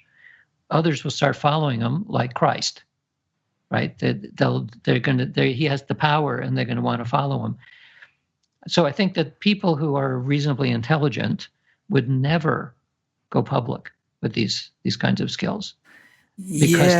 Although, if it weren't just one guy, but if there were dozens of such people, if they could somehow collaborate with each other and say, all right, let's all go down to the mall in Washington, D.C., right out in the middle where there's nothing that could be, no wires could be strung from anything, and let's all levitate 10 feet off the ground and let the media film it. I don't know. That would have an impact if it wasn't just one guy. It would have more of an impact. It would also put their lives in danger. Yeah. Why do you say? I could think of reasons, but why do you say that? Well, because the world doesn't like things that are significantly different. I mean, you touch on this in movies like X-Men and other movies, where in order for the magic to work in a safe way, it has to be secret. So because other people will freak out. There are people who will get so freaked out that they will try to kill the ones who are showing these special abilities. This is exactly the reason why when the U.S. government had its psychic spying program, portions of it were top secret to protect the individuals involved from other countries and from people in our own country who just find it demonic and would want to get rid of it. Yeah. In our last interview, you and I talked about the TM people who, tried to achieve levitation and no one has achieved it. And the explanation within the TM movement was always, well, world consciousness isn't ready for it. Mm-hmm. When world consciousness is ready, then we'll be able to do it. It's kind of what you're saying here. That has a slightly different spin on it. That it's true. I think world consciousness is part of it. It will put a brake on certain kinds of things and allow others. We're talking about mass consciousness as kind of an entity that kind of collective consciousness might be a better word. It can allow things to happen and can allow other things not to happen. So that means that there may be people who are doing the levitation meditation who find that there's a break, like they're being suppressed, in which case then if the collective mind says, okay, now it's all right, well, then they can do it. And very few people would be freaked out because now it's okay. So that's like an active suppression of it. At the same time, it may be that there are places around the world where people can do that perfectly fine, but it happens to be in an ashram somewhere where there's no TV cameras. Yeah, up in the Himalayas or something. Yeah. Huh. But there may come a time. It's kind of like a strength in numbers thing, It's still a rarity. But there might come a time when, you know how phase transitions work. Water can be 1 degree short of boiling and look kind of normal, and then 1 more degree and it starts to boil and bubble. So right. It could be that we're at some point we might be just that close to a major breakthrough, and it'll kind of happen quite unexpectedly. Right. So this idea of collective consciousness as a causal mechanism is something. It's one of my projects that I'm working on now. Oh, what are you doing there? So it comes out of this long-term project that started at Princeton called the Global Consciousness Project. So we have random numbers generators around the world, and we've been tracking world events for a long time now, 23 years. And the formal experiment was 500 events. That part of the experiment ended in 2015 when we finally reached the 500th event. And the overall result was a 7 sigma deviation from chance. That's associated with odds against chance of 3 trillion to 1. So very strong evidence that something about large-scale events happening in the world attracts people's attention, and that changes the nature of randomness. It becomes more orderly. That's like a large-scale physical change. But there's two interpretations of that result. A 7 sigma result would be considered a discovery, a confident discovery in physics. So here, it's not a discovery in physics because we don't have any explanation for it. But it still have two interpretations. One interpretation is that mass consciousness that becomes coherent literally changes aspects of the physical world because consciousness is fundamental. So when a portion of consciousness becomes highly coherent, the physical world that's emerging out of it is going to behave in a different way. We can detect that with the random number generators. So that's a causal interaction. And if we could show that, that would be exceptionally important because then it says that we're creating this. We're somehow making the show happen. But the other interpretation is that somebody has to intervene in doing an experiment, right? Somebody is saying, let's do this at this time. Let's choose this particular event to put into our database. That then becomes a human-centric description, which doesn't require causation anymore, right? This is now somebody's intuition or somebody's precognition saying, I think if we use this event, we'll get a good deviation, but if we use that one, we shouldn't. So I'm going to choose this one. So somebody had to choose 500 events, and that goes in the database, and then we get the 7 sigma result. So we have either a causal, active form of consciousness, or we have one that's completely passive, but could still see things in a psychic way, but not doing anything to it. So given that those are the two possibilities, I'm working on a type of analysis, which I think is showing that it actually is a causal effect. And it's interesting partially because even Einstein said that God does not play dice with the universe, meaning it's not random at the bottom. Something is causing these deviations to occur. And so with this database, 23 years of data, I think we have the capacity now analytically to show that actually consciousness is pushing the physical world around. Or even in a stronger way, consciousness is making it emerge. Incidentally, for those listening, in my first interview with Dean, we talked about this quite a bit, and taking events such as 9/11 or Princess Diana's death and things like that as examples of things that the whole world's attention was focused on, which made a big difference in random number generator behavior. Mm-hmm. Our dog is coughing in the background here. Our doggy. Yeah, she has a lung condition of some kind. Okay, so was there a third guy? There was D.B. Holm, there was St. Joseph. Yeah, a guy named Ted Owens. So Ted Owens claimed that he was able to control the weather, and was able to precognize effects, and make UFOs show up, all of which he did all of them. Like he'd make a prediction that over San Francisco on this particular time and date, I'm going to make a whole bunch of UFOs show up that are going to end up being shown on TV within a span of time. And it happened. So did he precognize some strange event? Did he make them happen? We don't know how he did it. He was a strange character, as sometimes these folks are, not particularly easy to get along with. But you can kind of imagine that if somebody is linked into the world in some peculiar way and is able to do these things quite strong, they're first going to end up with skepticism, because nobody's going to believe it. And then they're going to get angry because nobody's going to believe it. And they're going to start doing things to demonstrate what they can do.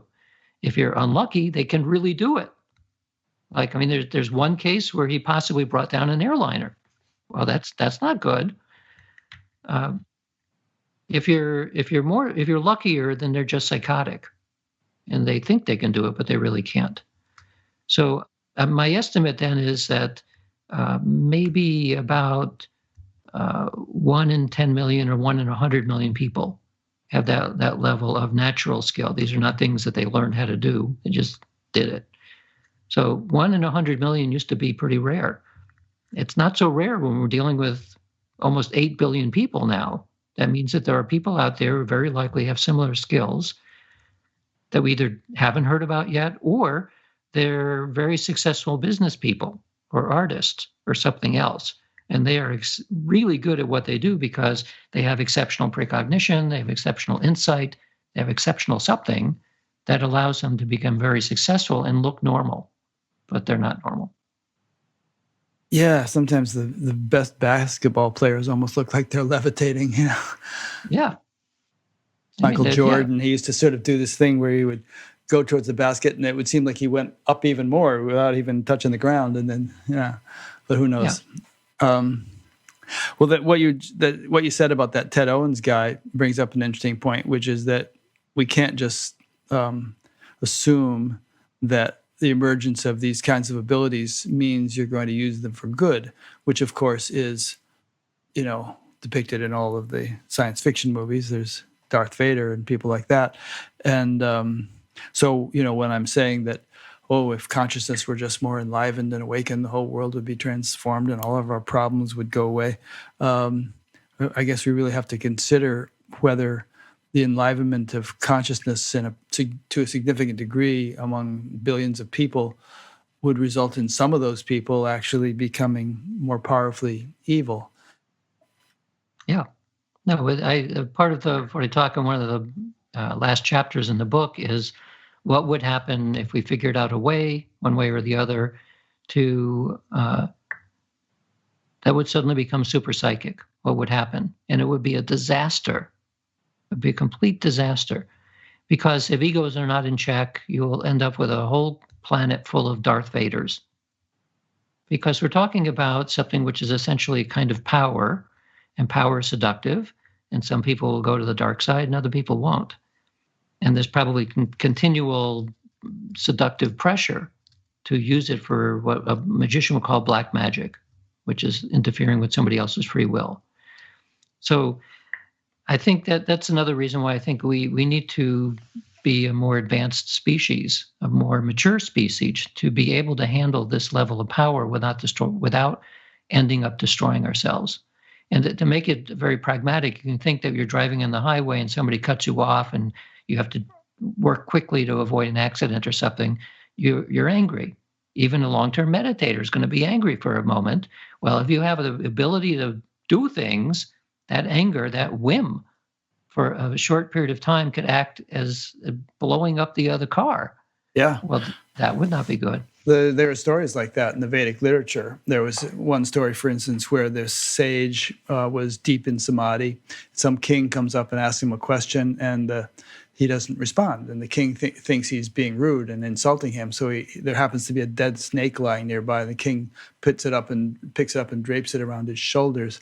And then after a while, the sage's son comes home, and he's a great yogi, and he's developed all this power, and he sees this insult that has been inflicted upon his father, and he said, "Whoever did this will die of snake bite in a week." And and once he said it, and there's so many stories like this, that once someone like that has said such a thing, whatever they speak is truth. It has to happen. And so his father was horrified when he realized his son had said this. And so the word gets back to the king, and the king believes it. And he said, I shouldn't have insulted that sage. I deserve to die in a week. Let me make the best use of my time over the next week. So Shukadeva came along and narrated the Srimad Bhagavatam to him and got him enlightened by the end of the week. And then he got bit by a snake and died. But anyway, there are a lot of stories like that where a sage with a certain level of Shakti or power, whatever he speaks or says will become true. And there are many instances where they curse somebody and then they regret it a second later. Yeah. Yeah. Imagine 2 billion people on Earth who had that ability. Road rage would take on a whole new meaning, wouldn't it? Yeah, and they didn't go through the first, 3 or 4 stages of classical yoga to get their egos in check and ethics and so on. Yeah, the yamas and the niyamas and all that. Yeah. Well, that's an interesting point. So, and perhaps that's why, we don't generally see these abilities to any great degree in most of us and in most people. Perhaps they will emerge spontaneously and naturally when we have achieved the requisite level of maturity in every sense of that word, spiritual and emotional and ethical and so on. But it's for our own good that they are not emerging when we're still relatively stunted. Yeah, but that said, my estimate is around 0.5% of the population is naturally talented in these domains. So they may be practicing psychics. I suspect most of them are not, but they have the capacity at least to be highly successful at what they do. And some will end up in psychiatric institutions because they're diagnosed as being schizophrenic or something. So it's.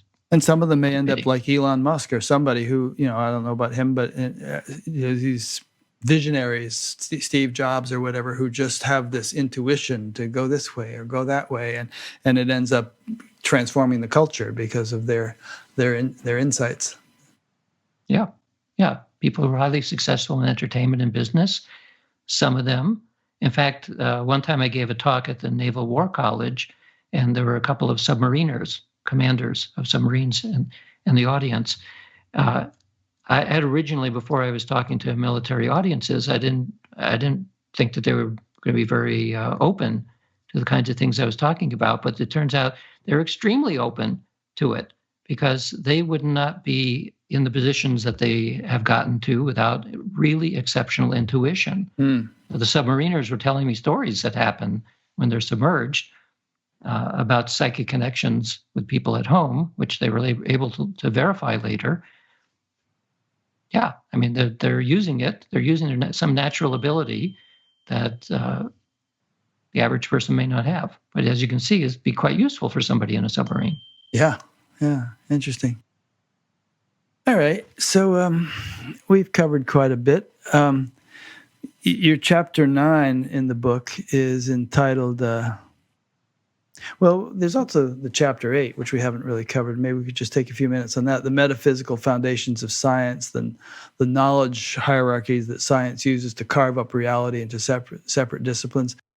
Why all of this leads to a new worldview that's consistent with both science and magic. Right. So what I'm referring to there is thought leaders in physics and the neurosciences today. We're trying to come up with comprehensive models of the nature of reality. And you can see this in the books that they write and the articles that are being produced.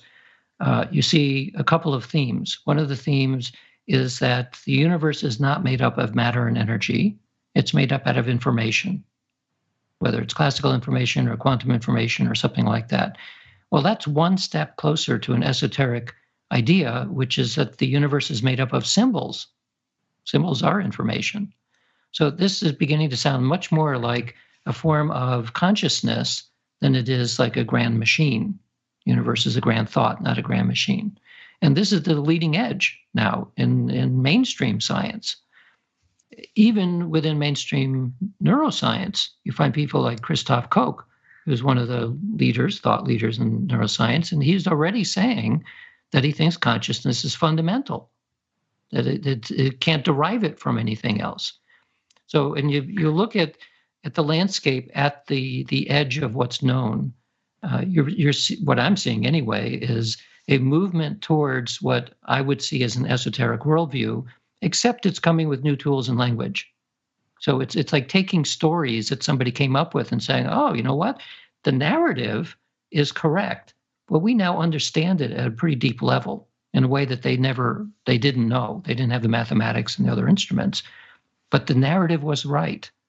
So that's what I meant then by saying that there's something like a synthesis happening, even though the language is not, the language hasn't intertwined yet, because you don't want to be a professional physicist and saying that what you're doing is magic. That wouldn't work too well. Nevertheless, you look at the equations that people use, and the mathematics, after all, is a symbolic language. So something about the symbolic language that the brain presumably came up with, but probably more than the brain, a symbolic language that describes the way the physical world works to an exquisitely good degree. So I forget now, it's either like 12 to 14 decimal places in terms of describing how precise you can make a prediction based on quantum mechanics. And quantum mechanics is not the end of physics, it's the beginning of physics. So at some point we will have obscure equations that you need a lifetime to learn what it means, that is actually describing the nature of the physical world and allows you to predict how to make it different. So you step back from science and you step back from the mythology and the esoteric lore, and at least what I'm seeing, this is how I expressed it in the book, was they're going in the same direction. This is a convergence. It's not a divergence.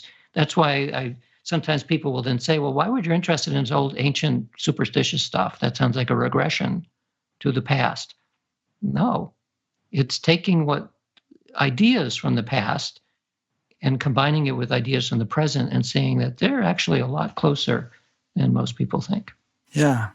That might be a good conclusion right there. I was going to say, what could you say as a conclusion for the non-scientific listener, since most of us aren't scientists? But you kind of just said it. I mean, the implications for all of us, we don't have to be scientists to benefit from the practicalities of what you're studying. And maybe you can just utter another sentence or two just to wrap it up, but along the lines of what I'm bumblingly trying to say here. I think you said it earlier in a way that I wanted to borrow, which was that the reason why you would do science in the domain of consciousness is to figure out who and what we are, and to test whether the idea that we live in a nihilistic universe is correct. So if there's any evidence that we are not living in a random universe that's completely pointless, and you can get there rationally without having to dive into religion, that would help everyone, because it would change the way that we behave. In a nihilistic universe, the winner is the one who ends up with the most toys. And that's it. Like, that's the end of that story. There's nothing else there. So in that case, even virtue is not its own reward. There's no reward in this. So if it turns out, though, that we live in a universe that is purposeful, or even one where consciousness plays an active role, or anything like that, that's a very different story that we start telling. Yeah. And that's not just theory. I mean, there are plenty of people who have matured to a great degree spiritually who never for a second, regard the universe as nihilistic or accidental or meaningless or anything else. Their whole life is just overflowing with meaning and significance and fulfillment all the time. Right. And that's the hope for every human being. Yeah. That's like the essence of every mystical experience. The person comes back and tries to express the ineffable in millions of words, because you can't do it. Yeah. But that's the same story again. You get a sense that the universe is a living thing that does have purpose and meaning, and we are tiny, tiny little reflection of that, except that we can be hypnotized into thinking that we're just machines made out of meat. Yeah. We in our individual expression are tiny little reflections. We in our true nature are actually the totality. Well, that's what I was talking about, the quantum brain. Right. See, the quantum brain, even as a metaphor, there's a physical object in there. It's acting in a particulate way, but it also has wave-like characteristics, potentials that spread out through all space and time. And I think we are both of those. So this is somewhere between a metaphor and an analogy, and maybe even literal. I think we're moving away from the story of it and actually towards a literal way of thinking about it. Good. That's a good stopping point. All right. Well, thanks, Dean. Really appreciated talking to you again. I always enjoy hearing your talks at the SAND conference, and these conversations have been great. Reading your books has been a lot of fun. So thanks for taking the time to have this conversation. Okay. And I'll see you on Facebook, and all those people will be piling on you. I don't mind. Let them pile. So thanks to those who have been listening or watching, and we will see you for the next one. Please go to batgap.com and explore the menus, and you might want to, sign up for some things like the email or the audio podcast or whatever. So thanks a lot. Okay. Bye. Bye, Dean.